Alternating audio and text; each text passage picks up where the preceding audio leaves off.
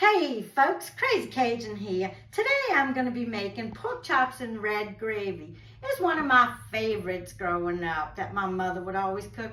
Now I'm going to deviate just slightly with some of the ingredients. She used canned potatoes, I'll use fresh. She used plain tomato sauce. I'm going to use a basil, garlic, and oregano. And let me stop there just for a moment. My son and daughter-in-law gave me my Mother's Day gift early, and it is a personalized Crazy Cajun shirt, and on the back says more to come, and that just made me so happy. But the first thing we're going to do right now, if you come on in, we're going to take these lovely pork chops. I'm going to season them up, and I'm going to brown them real good on both sides. And then over here, I'm going to have my tomato sauce and some spices. And I'm going to put those pork chops in here with the potatoes, cover it, and smother it in a 400-degree oven for 2 hours. So while the pork chops are frying, I've taken my tomato sauce, 2 cans, a half a teaspoon of sugar, some sloppy mama, some garlic powder, and 2 tablespoons of white vinegar, distilled white vinegar, and mixed it up here.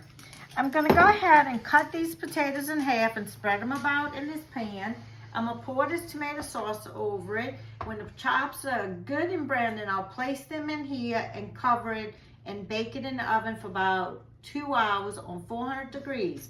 Meanwhile, I'll have some long grain rice steaming, and I'm going to cook some buttered rice on the side. If you haven't had buttered rice, it's a simple dish, but it's delicious. Come on in and see what we got going on. These chops have been browning on a high fire because I want them to get good and brown. And now, whoa, pop! Did you hear that pop? Now I'm going to place them in here on top of this. I've decided to deviate just a little more and add roasted garlic and onion, diced tomatoes on top. So let's see, we're going to place these babies just like this.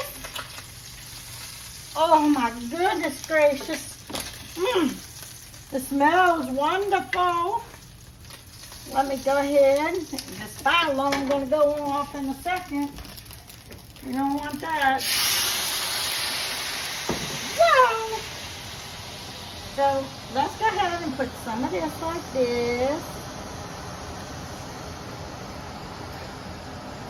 And what we're going to do, I'm just going to get this covered up, and I'm going to place it in that 400-degree oven for 2 hours. Let it smother up good and tender, and we're going to have some delicious goodness. Well, these chops have been cooking and baking and for the last 2 hours. As you can see, I got a new attire going on, because I had to do something to occupy that 2 hours. But come on in. We're going to pull this out of this hot, steamy oven. Oh, have not took a sneak peek, so I don't know what's going on. I might be as surprised as y'all are. But, let's see. Let's see.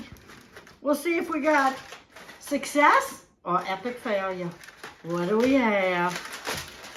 Bam!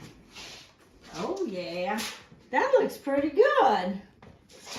That looks pretty good, and man, this should fall right on off. And when I bought these chops, I thought it was buying boneless, but they got bone, but that's okay. 2 hours in that oven, it should fall right off. In fact, let me get a fork, and we'll see what's going on with these. Got a fork and got a tonga. And let's just see. Oh, look at that. Look how that just rips apart. Oh my goodness gracious. And as always, more to come. See you soon.